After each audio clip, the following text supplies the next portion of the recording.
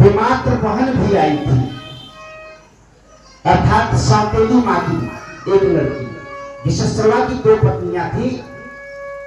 अयाची जिसका नाम था, उसके गर्भ से एक लंकी नामक कन्या जन्म लिया था और राक्षसी थी। उसने भी तप किया था साथ में। उसने कहा, ब्रह्मदेव मेरे लिए क्या आदेश है? कहा, हे राक्षस कन्या, तू बलिष्ठ रहेगी, तू अपने नेत्रों से छोटे से छोटे जीवों को पहचानेगी, तेरा आधिपत्य रहेगा, तू जिस परकोटे का स्वामी बनेगा वो तेरा भाई कुंभकर्ण और रावण वहां की अंगरक्षिका बनेगी। तुझे मैं वरदान देता हूं कि तेरी भुजाओं में अपार शक्ति रहेगी। उसने कहा, प्रभु मैं कब जानूंगी? निष्ठुर कुल का विनाश कब होगा, यही जानने की मेरी लालसा है। कहा, तुझे वरदान देता हूं, मेरा वचन मिथ्या नहीं जाएगा। जिस दिन तुझे कोई बंदर आकर के ना मुष्टिक प्रहार से चेतनाहीन कर देगा, उसी दिन समझ लेना कि सम्य तुम्हारे कुल खानदान की सत्यानाशी शुरू हो जाएगी। यह प्रसंग आगे सुंदर कांड में आया है। जब हनुमान जी ने उसे मुष्टिक प्रहार मारा था ना, तो उसने कहा, चलत बिरंची कहा मुहि चिन्हा, विकल होई तय लंकिनी, कपि के मारे तब जाने हूं निश्चर संघारे। मैं जान गई है कपिराई कि अब लंका की सत्यानाशी असुरों का समय आ गया है। ऐसा कोई माई कालाल धरती पर ब्रह्मा ने बनाया नहीं जो एक मुष्टिक प्रहार से मुझे मूर्छित कर दी। इंद्र का वज्र भी केतु के बार मुझसे संघर्ष करके वापस चला गया। मैं सबला नारी हूं, अबला नहीं, परंतु छोटे से बंदर तेरे मुष्टिक प्रहार में मुझे चेतनाहीन करके अब मुझे याद आ गया ब्रह्मा जी का वह वचन कि अब लंका की सत्यानाशी निश्चित है। इन सबको वरदान दे करके ब्रह्मा जी ब्रह्मलोक चले गए। मेरे माई बाप, रावण आता है, उत्सव मचाया जाता है, सब प्रसन्नता पूर्वक वरदान का प्रसंग लेता है, माता पिता का अभिवादन करता है। और कुछ दिन के बाद ना दानव राज एक मैं था, उसकी एक परम साध्वी कन्या थी जिसका नाम था मंदोदरी। नारियों में परम सुंदरी नारी ललामा, परम साध्वी पंचकन्याओं में जिसकी गणना है, कथा बहुत बढ़ेगी। तारा और मंदोदरी ये दोनों सगी बहनें हैं, ये तीनों कन्याएं हैं। उस विषय पर जाने से कथा बहुत, वैसे भी ज्यादा से ज्यादा 9 दिन में बालकांड तक जा ही पाएगी। उस विषय पर नहीं जाऊंगा, लेकिन ये आपको यह बता दे रहा हूं कि उसने रावण की शक्ति को देख करके ना अपनी सुंदर परम साध्वी कन्या का विवाह मंदोदरी का रावण के साथ कर दिया। फिर अगली चौपाई बाबा ने लिखा, पुण्य दो बंधु बियाहे सी जाई। 2 भाई उसके और ना थे, विभीषण और कुंभकर्ण।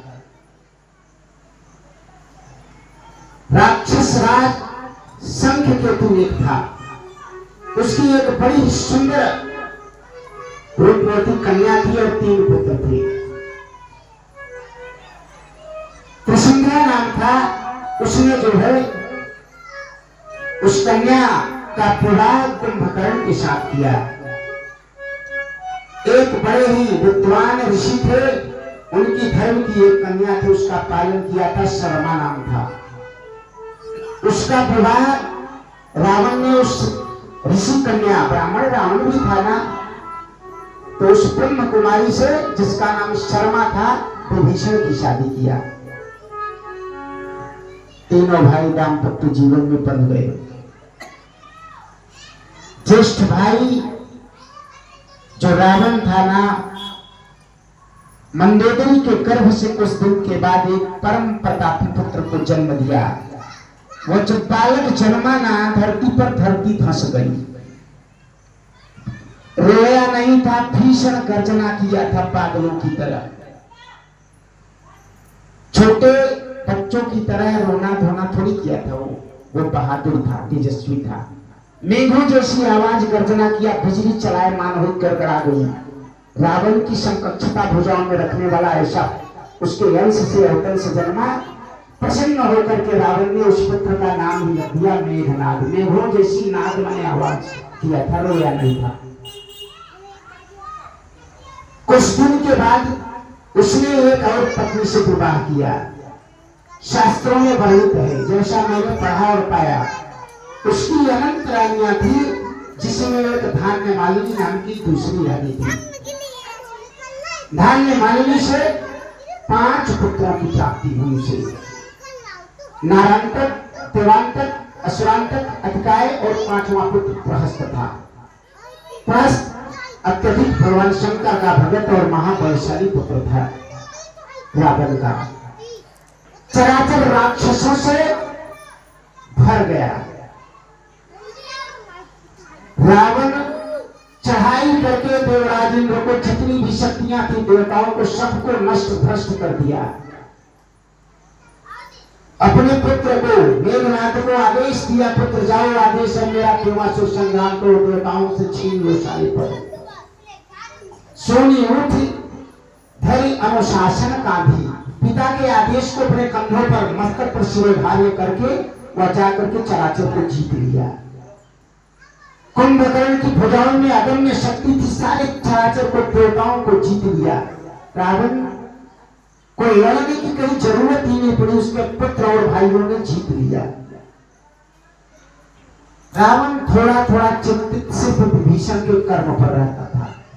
वो हमेशा नारायण की चिंतन में लीन रहता। छोटा भाई था, उसके कारण वह मंद मंद दुखी रहता था आचरण से उसकी। सबको जब जीत लिया उसने तो जग जीता कहाया। पूरी पृथ्वी चलायमान हो गई, धर्म कर्म सब नष्ट हो गया, जितने भी ऋषियों के आश्रम से जला दिए गए। रावण ने आदेशित कर दिया कि कहीं भी यज्ञ, जप, व्रत, तप, उपवास कोई ऋषि मुनि संत ब्राह्मण ना करने पाए। और उसने एक कर लगा दिया रक्त वसूली का। कहा जितने ऋषियों को पाओ उनकी सिराओं से, धमनियों से रक्त खींच लो और एक घड़े में भर दो और सबको मार डालो, कहीं भी यज्ञ न हो, उत्पात मचा दो। उसका कैकसी का एक छोटा भाई था जिसका नाम था मारीची। बड़ा ही कपटी राक्षस था, बड़ा ही माया में निपुण और बलशाली था। कैकसी से छोटा था।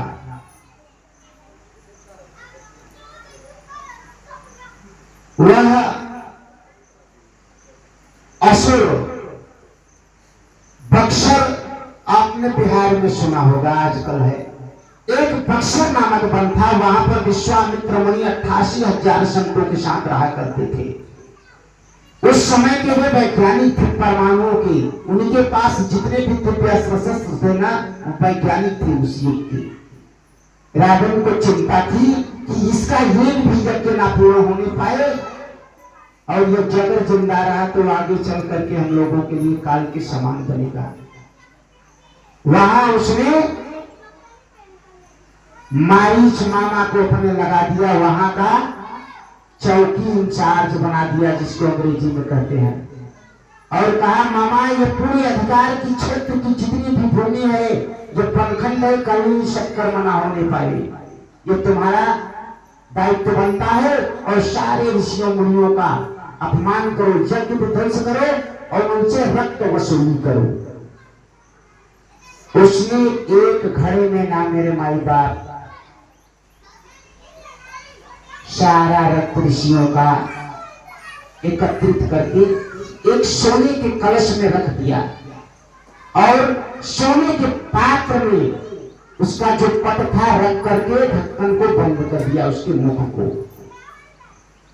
और ला करके लंका की अपने सुंदर अतिथिशाला में रख दिया।